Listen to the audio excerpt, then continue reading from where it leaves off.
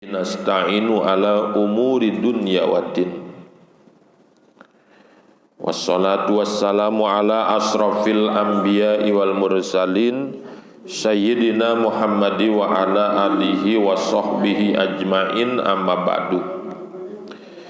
Qalal muallifu rahimahullahu ta'ala wa nafa'ana bi ulumihi wa bi barakatihi, amin ya Allah ya rabbal alamin.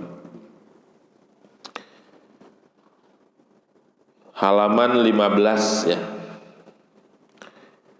Summa khujgur patan liwajhika, artinya kemudian ambil olehmu 1 sendok air untuk membasuh mukamu.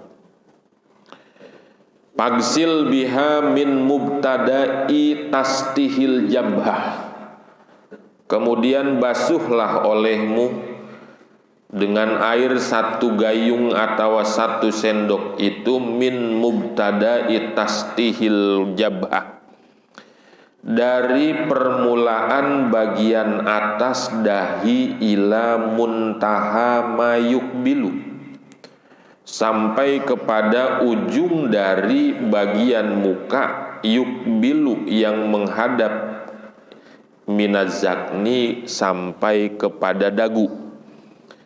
Pitul secara panjangnya. Wa minal udun, dan dari telinga ilal ujun kepada telinga yang lain, bil ardi secara lebarnya. Wa ausilil ma'a, dan sampaikan juga olehmu air itu ila maudhi'i tahjib, kepada tempat tahjib, tempat dirias.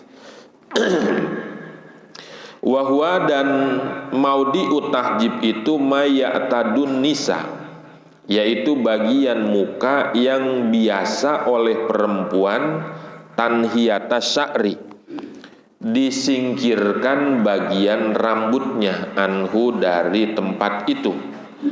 Wahwa mabaina ra'sil udun, dan maudhi'ut tahjib itu adalah bagian wajah yang ada antara ujung telinga ila jiwayatil jabin, sampai kepada bagian pojokan daripada dahi. Akni mayaqa'u minhu fi jabhatil wajhi, yakni apa yang ada daripada bagian muka fi jabhatil wajhi, yakni pada bagian dahi daripada muka. Para jamaah sekalian yang saya hormati dan mudah-mudahan dimuliakan oleh Allah Subhanahu wa taala. Kembali pada pagi hari ini kita melaksanakan pengajian kita membahas kitab Bidayatil Hidayah. Jadi Imam Ghazali di kitabnya ini berusaha untuk menyusun kegiatan sehari-hari, dari mulai bangun tidur di pagi hari.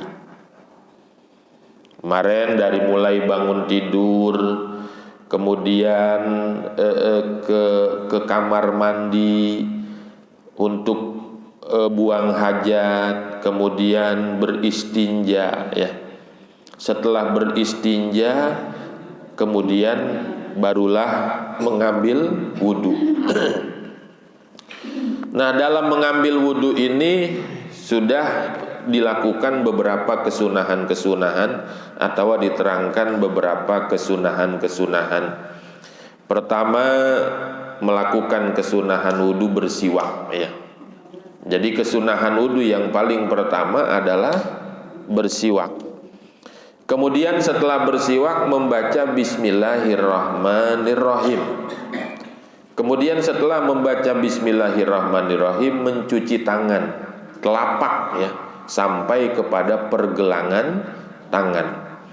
Kemudian setelah mencuci telapak tangan sampai ke pergelangan, barulah berkumur ya. Setelah berkumur kemudian memasukkan air ke dalam hidung. Jadi udah 5 tuh kesunahan wudu. Bersiwak, baca bismillah, membasuh telapak tangan, kemudian berkumur, kemudian memasukkan air ke hidung. Itu sebenarnya kalau rukun wudu mah belum termasuk ya. Itu menurut fikih masih kesunahan dalam berwudu. Nah, setelah itu barulah masuk ke bagian wudu yang pertama dan sekaligus yang kedua ya, membasuh muka dan niat wudu. Maka kata Imam Ghazali, summa khujgur patan, kemudian ambil kembali 1 sendok air dengan tanganmu. Untuk apa? Liwajhika, untuk bagian mukamu. Nah, ini baru masuk kepada bagian fardu wudu, membasuh muka. Kemudian pagsil biha, basuhlah olehmu dengan air yang sudah kamu sendok itu. Mana yang pertama dibasuh? Min mubtada'i tastihil jabhah, dari bagian permulaan atas dahi ya ini berarti ya. Sampai kemana kalau ke bawah itu? Ila muntaha mayukbilu minazakni, sampai kepada bagian depan dari dagu kita. Dari dagu ini namanya jakun ya. Kalau bahasa Arab jakun atau dagu ya. Jadi kalau bagi yang disebut muka itu dari atas ke bawah, dari mulai bagian dahi sampai kepada dagu. Sementara dari samping ke samping ya, bagian secara melebarnya minal ujun ilal ujun, dari telinga ke telinga lagi, dari telinga kanan ke telinga kiri. Jadi bagian muka itu dari atas ke bawah, dari dahi sampai ke dagu, dari samping kanan ke samping kiri, dari telinga kanan sampai ke telinga kiri, bil ardi, secara melebar ya. Kemudian ketika membasuh muka itu perlu diketahui yang mana yang disebut bagian muka. Nah, di muka kita ini ada namanya maudi'ut tahjib ya. Tahjib itu artinya dirias. Jadi maudi'ut tahjib itu ini namanya maudi'ut tahjib. Sebahagian kulit, sebahagian rambut. Ini harus kena air ya. Jadi kalau ditarik garis benang lurus dari ujung kuping sampai ke bagian ini nih ya, itu dia lurus begini tuh. Kalau ditarik benang, itu yang kena sama benang itu namanya maudi'ut tahjib. Dan itu kata Imam Ghazali, pagsil wa ausilil ma'a, sampaikan juga air olehmu sampai kepada tempat dirias. Disebut maudi'ut tahjib itu karena perempuan di Arab kalau menghias wajahnya ini diilangin bagian rambutnya. Kita juga kalau guntingan, yang bertukang gunting kadang-kadang suka diilangin ya. Kalau rambutnya panjang ini diilangin, dirapihin gitu. Itu termasuk bagian muka juga, sebahagian daripada itu ya. Jadi karena dia muka harus kena air. Yang mana yang disebut maudi'ut tahjib itu? Wahwa mayatadun nisa tanhiyatas sa'ri anhu, yakni bagian daripada kepala yang oleh perempuan biasa dibuang rambut yang ada di situ. Jadi kalau perempuan Arab itu ya, atau kalau perempuan di luar negeri, kalau lihat permaisuri raja ya, kalau dia menghias badannya ini rambut yang sebelah sininya dibuang, kecuali ke sini enggak ya, sini dibuang. Nah, ini disebut maudi'ut tahjib. Itu ketika wudu air harus sampai ke sini. Jadi maudi'ut tahjib itu sebahagian ditumbuhi rambut dan sebahagian lagi tidak ditumbuhi rambut. Itu termasuk bagian muka, oleh karena itu harus kena air. Wa huwa ma bainar ra'sil ujun, yang disebut maudi'ut tahjib itu yang harus, kata Imam Ghazali, kena air adalah bagian kulit bainar ra'sil ujun, di antara ujung kuping sampai ke pojokan dahi. Ini dahi kita nih, ya. Ini pojokannya, ini bagian depannya. Nah, kalau ditarik garis benang lurus dari sini, tuh ditarik benang lurus, itu yang kena nih, yang sebelah sini, itu namanya maudi'ut tahjib dan harus kena air ketika wudhu, karena itu termasuk bagian muka. Itu penjelasan ilmu fikihnya juga seperti itu memang, ya. A'ni ma yaqa'u minhu fi jabhatil wajhi, ya. Maksudnya, yang dimaksud maudi'ut tahjib itu yakni bagian wajah yang yaqa'u minhu fi jabhatil wajhi, yang masih termasuk di dalam bagian dahi daripada muka. Jadi masih termasuk bagian dahi juga, dan dia harus kena air, ya. Wa ausilil ma'a illa manabitis su'uril arba'ah, dan juga sampaikan olehmu air kepada tempat-tempat tumbuh rambut yang 4. Yang pertama al-hajibain, 2 alis, wasyaribain, dan 2 bagian kumis, kiri dan kanan, wa ahdab, dan bulu-bulu mata, wal ijaroin, dan 2 cambang, wahuma, dan ijaroin itu mayuwajianil ujunain, yakni bagian rambut yang sejajar dengan kedua telinga, min mubtada lihyah, dari permulaan jenggot, ya. Kemudian juga kata Imam Ghazali, wa ausilil ma'a, ketika kamu berwudu membasuh muka, air itu kudu sampai kemana? Ila manabiti su'uril arba'ah, kepada bagian-bagian bulu yang ada di muka, yang jumlahnya 4. Yang pertama al-hajibain, alis, ya, ini hajib nih. Ini namanya alis, ini kudu kena air, jelas ini mah bagian muka, ya. Wasyaribain, kumis, ya. Kumis bagian kiri dan bagian kanan, bagian kanan, bagian kiri bagi orang yang berkumis. Wal ahdab, bulu mata, ya, itu juga harus kena air. Wal ijarwen, dan juga cambang. Nah, ini cambang nih, ya. Biasanya dari bagian kuping ke bagian jenggot itu namanya cambang. Itu juga termasuk bagian muka, harus kena air. Yang mana cambang itu mayuwajianil ujunain, yakni bagian rambut yang sejajar dengan telinga, min mubtada ilihya, dari permulaan jenggot. Jadi dari sini awal jenggot sampai ke bagian telinga, di sini suka disebut apa? Cambang, ya.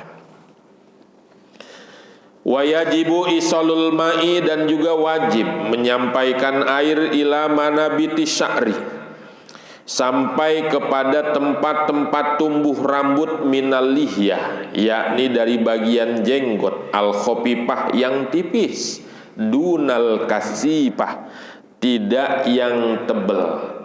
Wakul, dan katakan olehmu inda ghuslil wajhi, ketika membasuh muka, bacalah doa, Allahumma bayyid wajhi binurika yauma tabyadu wujuhi yauma tabyadu wujuhu auliyaika wala tusawid wajhi bijulmatika yauma taswadu wujuhu a'daika. Artinya, ya Allah, bayyid wajhiya, putihkanlah wajahku dengan cahayamu di hari yang putih muka-muka kekasihmu. Wala tusawid, dan jangan kamu hitamkan wajhiya, wajahku, dengan kegelapan-kegelapanmu, yauma taswadu wujuhu a'daika, di hari yang menghitam muka-muka musuh-musuhmu. Kemudian wajib juga ketika membasuh muka, air itu kudu sampai kemana? Ke bagian rambut dari jenggot yang tipis. Ya, orang lelaki jenggotnya terbagi dua macam. Ada yang kagak punya jenggot, ya. Ada yang punya jenggot. Yang punya jenggot juga terbagi dua. Ada yang tebel, ada yang tipis. Bagaimana membedakan yang tebel dan tipis? Kalau kulit di sela-sela jenggot kelihatan, itu berarti tipis. Kalau kulit di sela-sela jenggot udah enggak kelihatan, itu berarti tebel. Lihatin aja ngaca kita nih. Kalau punya jenggot nih ya, kita ngaca, kelihatan enggak kulitnya? Enggak kelihatan, berarti tebel. Kalau kelihatan berarti tipis. Lah itu dalam fikih, jenggot tebel, jenggot tipis beda hukumnya gitu. Buat lelaki ya. Gimana kalau jenggotnya tipis? Kalau jenggot tipis, ini sama sama fikih juga begini, Imam Ghazali ya. Cuman ini makan tasawuf ya. Wa yajibu isolul ma'i ila manabiti sya'ri minal lihiyatil khafifah. Wajib air kudu sampai ke seluruh bulu-bulu jenggot yang tipis. Jadi kalau jenggotnya tipis, maka harus kena air.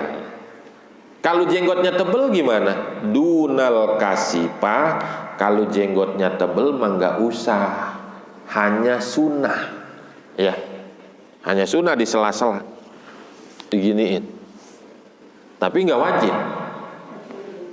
Nah inilah perbedaannya jenggot tebel dengan jenggot tipis. Kalau yang tipis wajib seluruhnya kena air, tapi kalau yang tebel mah hanya bagian luarnya aja, bagian dalamnya nggak kena air juga nggak apa-apa, cuma sunnah doang di sela-sela begini ya.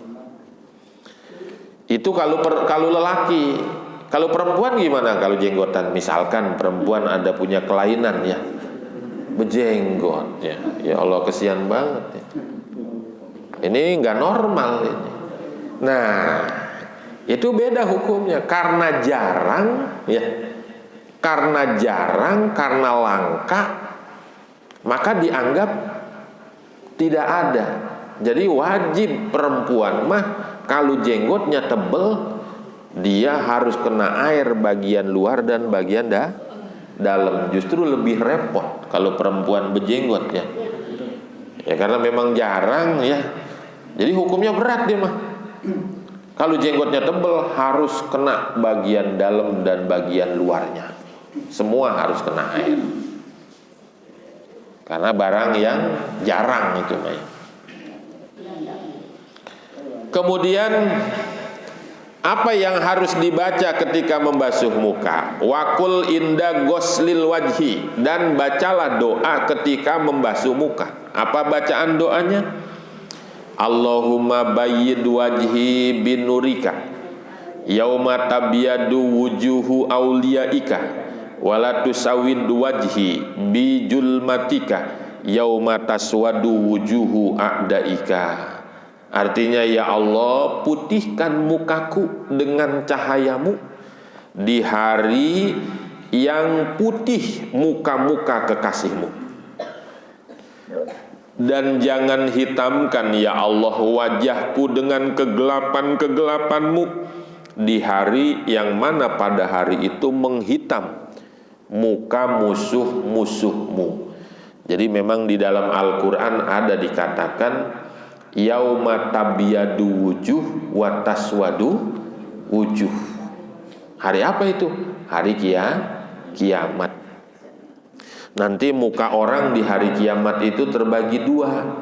ada yang mukanya putih, ada yang mukanya hitam. Nah, ini ulama ahli tafsir berbeda pendapat. Apakah yang dimaksud putih itu benar-benar putih? Apa emang hanya kiasan? Jadi karena senang mukanya kelihatan cerah ya.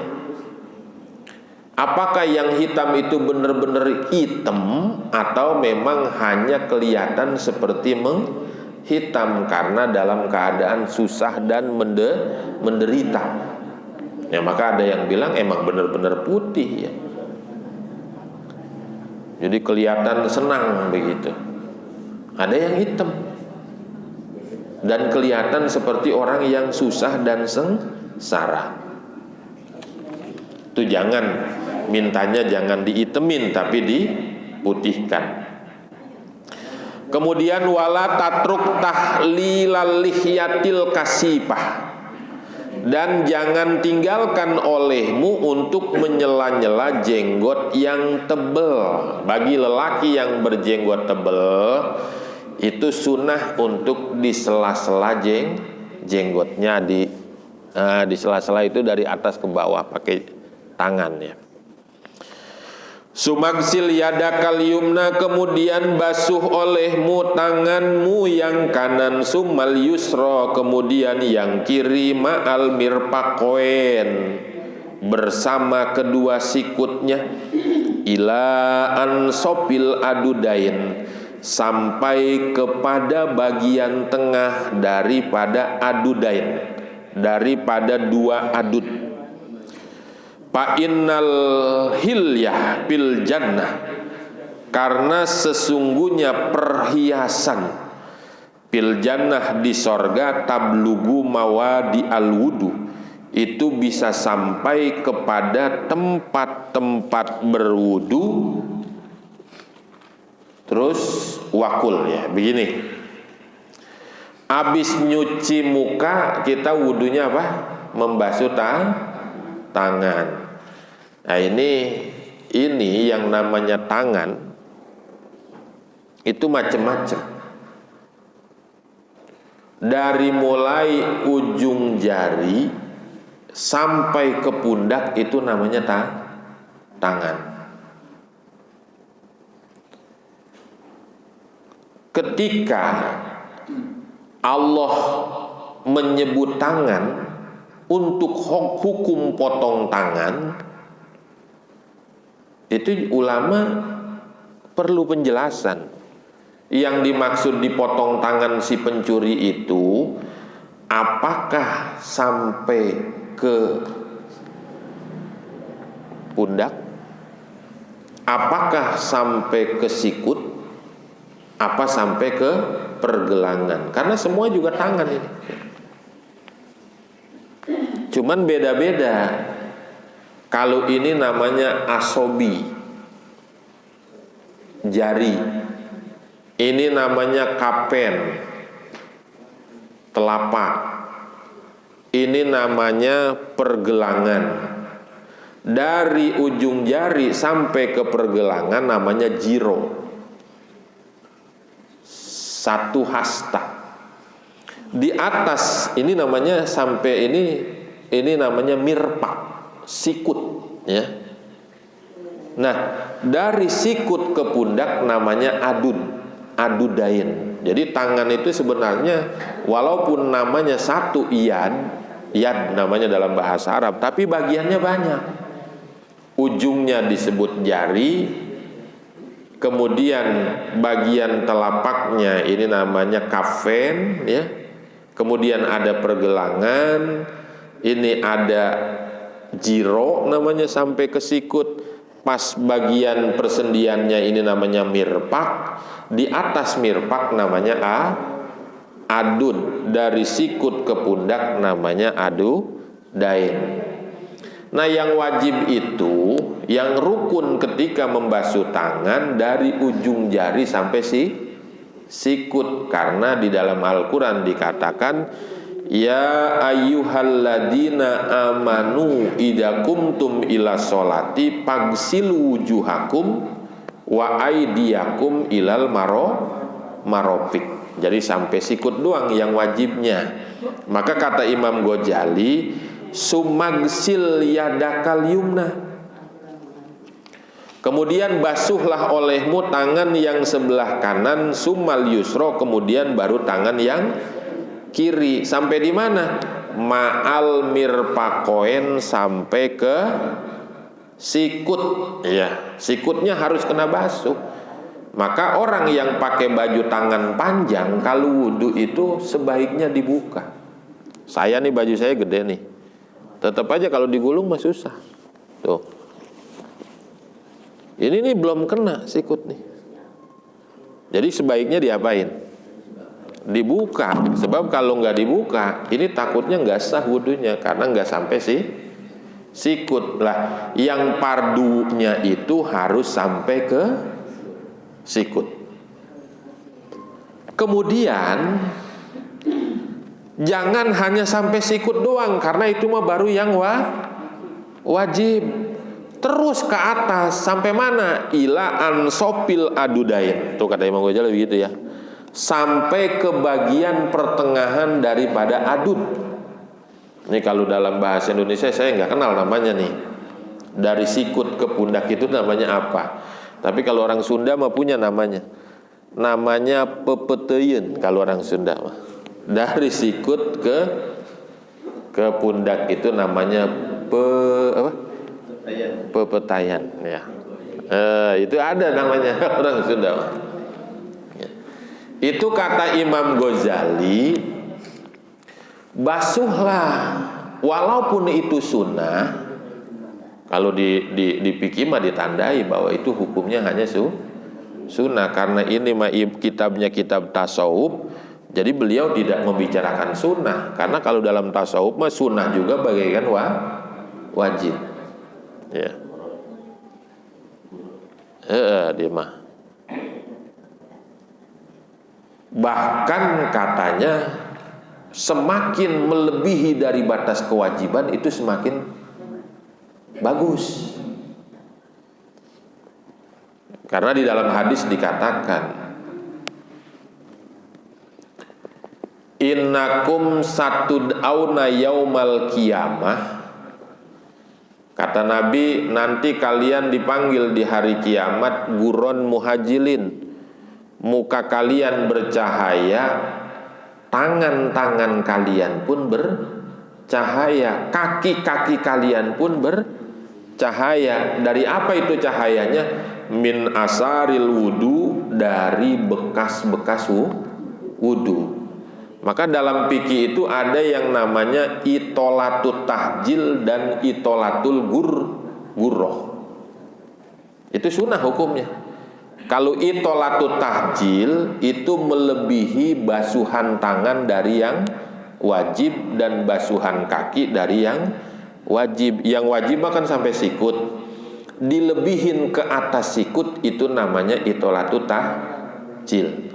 Membasuh kaki sampai ke mata kaki, dilebihin ke atas mata kaki itu namanya itolatut tahjil. Nanti semakin lebih semakin bercahaya. Orang nanti mukanya bercahaya di hari kiamat. Bekas-bekas apa?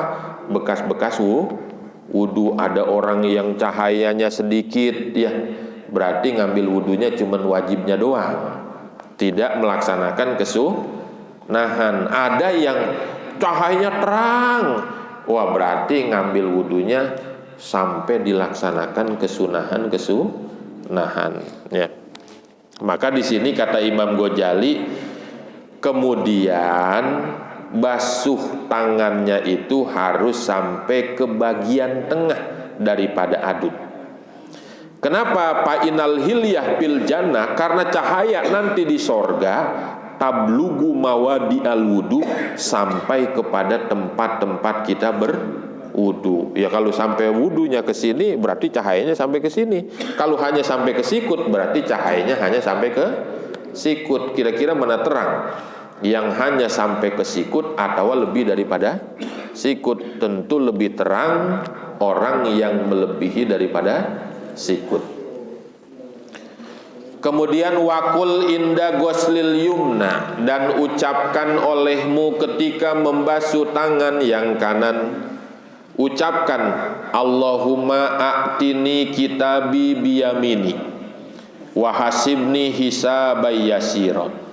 Ya Allah, berikanlah olehmu kepadaku kitab catatan amalku dengan tangan kananku. Wahasibni, dan hisablah olehmu ya Allah diriku ini hisaban yasiro, dengan hisaban yang ringan.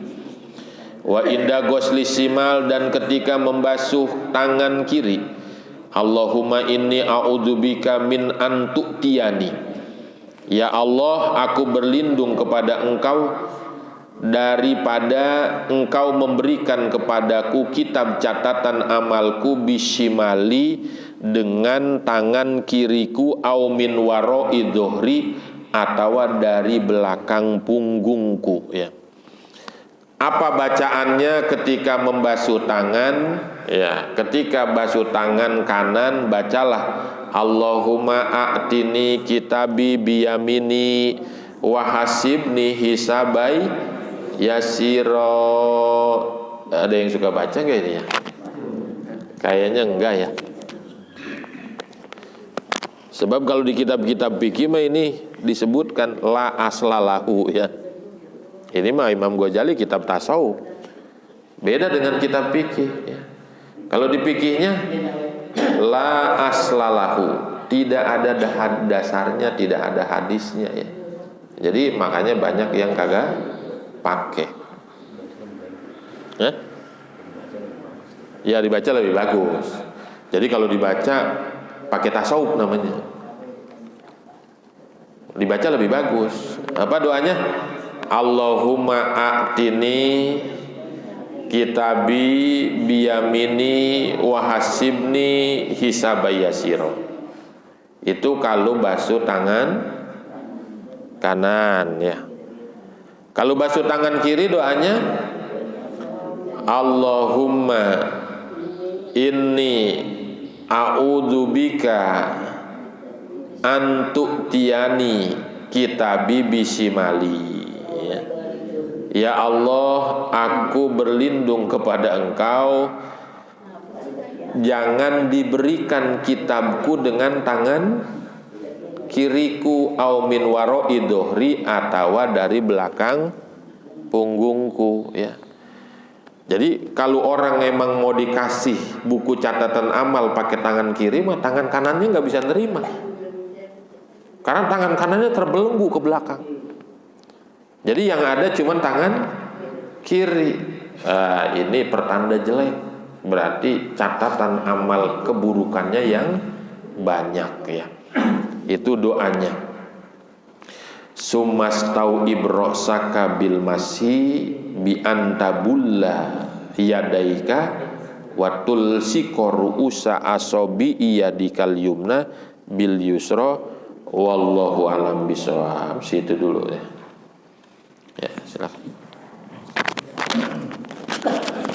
Ya, selanjutnya kami berperkenalkan kepada para jamaah sekalian yang ingin bertanya.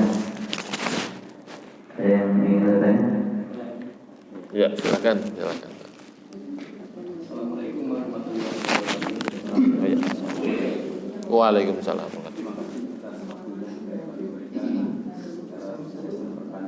Ya. Ustaz, sebelumnya mohon maaf saya tidak mengikuti secara paripurna. Tapi ada sebuah pertanyaan terkait masalah siwak. Oh, betul ya, siwak. Identiknya siwak itu biasanya menggunakan kayu, Ustaz. Betul, ya. Sekarang di Alfamart, Indomaret atau di toko-toko sudah ada Odol. namanya Pepsodent siwak.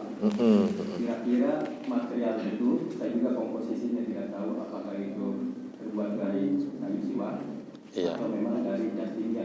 Betul. Termasuk sah tidak, Ustaz, kalau kita menggunakan siwak yang menggunakan Pepsodent tersebut. Terima kasih. Iya. Iya, betul. Itu ada memang pasta gigi mereknya siwak. Tapi hanya merek itu mah, ya. Yang namanya bersiwak dengan bersikat gigi itu sebenarnya beda, ya. Kalau bersiwak itu nggak pakai pasta gigi, hanya alatnya aja. Alatnya pun sebenarnya umum. Pokoknya benda yang kasar yang bisa mengelap kotoran di gigi. Walaupun itu kain bahannya. Cuman yang paling bagusnya yang wangi, ya. Dan yang paling wangi itu yang paling bagusnya itu namanya kayu arok. Kayu arok itu yang suka kita pakai bersiwak, itu yang paling bagus. Sebenarnya ya bersiwak mah pakai apapun juga bisa, gitu, ya. Asal jangan pakai jeriji aja katanya. Kalau jeriji kita nggak boleh, tapi kalau jeriji orang boleh, gitu ya. Pinjam jari nih katanya ya, pakai siwak itu boleh. Cuma habis itu dikemplang sama orangnya ya, brengsek ya. Yang penting bukan anggota badan kita. Yang kasap yang penting bukan anggota badan kita. Maka kalau pakai jari kita nggak termasuk bersiwak, walaupun kasap katanya. Tapi kalau pakai jari orang karena bukan bagian badan kita, itu sah bersiwak. Kalau orangnya nggak marah mah ya. Orangnya marah ya pasti berantem ya. Nah, sikat gigi juga, sikat gigi nih ya, yang kita pakai. Kalau nggak pakai pasta gigi, itu kita gosok-gosok, itu namanya tetap bersiwak. Jadi kalau siwak mah nggak pakai pasta gigi, ya. Iya, nggak pakai pasta gigi cuma. Soalnya apa? Soalnya orang yang lagi puasa juga boleh bersiwak. Tapi kalau sikat gigi mah pakai odol, nggak boleh karena memasukkan benda dari luar ke dalam, gitu ya. Jadi siwak yang odol atau pasta gigi yang merek siwak itu bukan termasuk siwak, ya. Itu hanya merek supaya menarik pembeli, ya gitu. Itu mah hanya merek aja, tapi tidak termasuk siwak gitu. Karena siwak mah nggak pakai pasta gigi, gitu makanya. Iya. Seandainya dianalogikan Epsodent itu memang betul-betul bahannya dari siwak misalnya. Betul ya. Apakah indikasi tersebut sudah termasuk kategori bersiwak? Iya. Atau memang secara material komposisinya bukan? Belum. Karena yang namanya pasta gigi itu kan lembut dia, Mas. Lembut. Sedangkan kalau bersiwak itu dia harus pakai alat yang bisa mengelap. Kalau odol mah kita ini aja nggak bisa kan, kudu pakai tangan juga ya. Jadi sebenarnya kata siwak mah alat dia, bukan benda yang dipergunakan untuk mengusapnya, cuma alatnya. Kayak kita masih sikat giginya atau kayunya, jadi dia mah utuh tetap bisa dipakai berkali-kali. Kalau odol kan enggak, itu beda berarti ya. Jadi tetap dia mah walaupun misalkan dia terbuat dari kayu-kayu yang dihancurkan secara halus kemudian dibikin pasta gigi, tetap dia mah belum disebut siwak karena dia melembut bahannya dan habis ketika dipakai. Kalau yang namanya siwak mah kan bisa berulang kali, habis pakai sekali disimpan lagi, habis pakai sekali disimpan lagi. Jadi dia mah sikat giginya yang namanya siwak gitu. Ya. Lagi ya. Oh.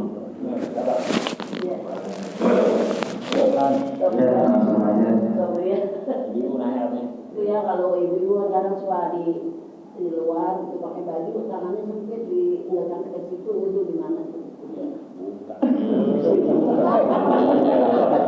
Benar ya.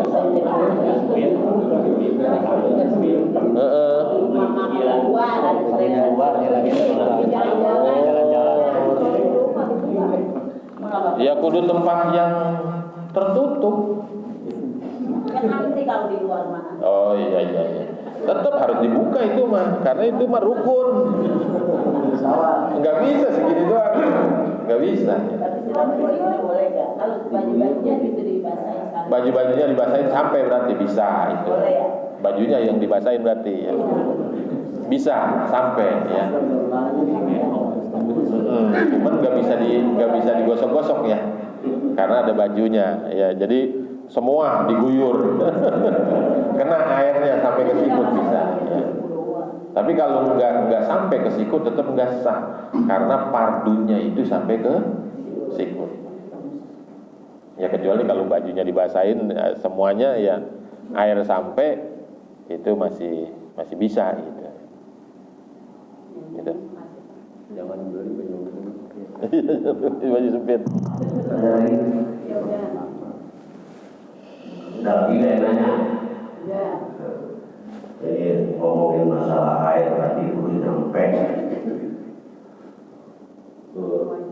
Kalau kita menyelidiki katanya kalau pakai baju kemana-mana yang kamarnya luar gede, jadi kalau wudhu ya bisa diangkat yang pertama.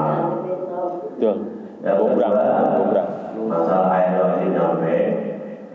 Ini cerita tentang saya, bahwa ya gimana Pak Arman juga apa ya saya. Jadi teman saya salah satunya punya istri, ya sudah berapa orang saya nanyain. Itu dia bilang bulu harinya Ustaz, bulari itu 2 hari sampai kusur. Betul. Sampai kusur itu sampai serem. Panjang. Hari itu susah sampai itu. Itu kan wajib dibasuh. Ya, kalau di dulu. Nah itu yang lagi kita perempuan masalahnya itu. Emang itu langka. Tapi ini ceritanya tak dari teman saya. Salah satu istrinya itu sampai dari susah dan begitu. Dari bawah sampai ke pusar semua bulu. Tuh, yang pertama. Yang kedua kalau perempuan itu kan perawan lama dan ibu-ibu kan cara juga agak berbeda. Kalau perempuan yang udah punya suami kan kalau jawab bolong. Kalau yang masih perawan kan itu jalannya masih agak rapet. Ini asal begini. Ya. Ini kan masalah air tadi yang harus nyampe. Ya kalau bisa biar ibu-ibu ini pada jelas. Ya. Ya, kalau untuk anak namanya. Kalau dalam bahasa Arab, bulu kemaluan itu namanya anak. Anak ya. Anak. Pakai ain namanya anak itu.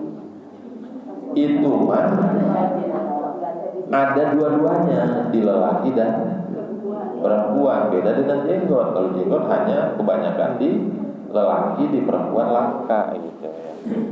Itu mah terhitung semua ya. Tapi kalau memang kalau mandi junub mah semua harus kena air. Pokoknya yang termasuk bagian luar badan ya. Kalau tadi kan untuk wudu tuh, kalau wudu mah beda. Kalau mandi junub, pokoknya seluruh bagian kulit dari ujung rambut sampai ke ujung kaki yang disebut bagian luar badan itu semua harus kena air. Semua harus kena air. Nah, makanya untuk melihat mana yang bagian luar itu perempuan harus posisi jongkok. Dalam wudu dalam fikih dijelaskannya begitu. Mana yang terlihat itu bagian luar dan mana yang tidak terlihat ketika dia posisi jongkok itu bagian dalam. Setiap yang kelihatan bagian luar ya harus kena air. Ya. Tapi sebenarnya mah gampang sih. Kalau air mah kan benda cair ya. Ya sebenarnya dengan kita usap juga udah nyampe, udah diusap. Makanya namanya dalku dalam bahasa Arab. Dalku itu artinya menggosok-gosok. Itu sampai ulama ada yang mewajibkan dalku, tapi kalau mazhab Syafi'i maka hanya sunnah dalku menggosok-gosok ya. Jadi setiap yang disebut bagian zohirul badan, bagian luar badan itu harus kena air. Sehingga orang lelaki itu wajib sunat kalau udah dewasa. Kenapa? Karena hasapahnya tuh ya, ujung kemaluannya itu termasuk bagian luar. Oleh karena itu kalau mandi harus kena. Jadi untuk bulu kemaluan mah ya itu lelaki punya, perempuan juga punya, dianggap normal lah ya, walaupun sampai tebel begitu tetap normal karena semuanya punya. Maka itu juga wajib kena air karena termasuk bagian luar gitu ya. Ada lagi yang ingin ditanya? Selanjutnya marilah kita tutup menjadikan dengan doa kepada guru kita Ustaz Haji Mukri Supari. Kepadanya kami persilakan.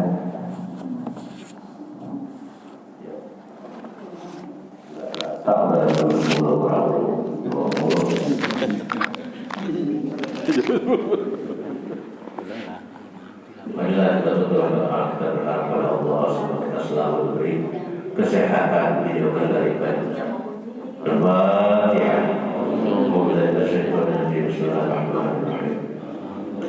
Alhamdulillahirabbil alamin. Arrahmanirrahim. Maliki yaumiddin. Iyyaka na'budu wa iyyaka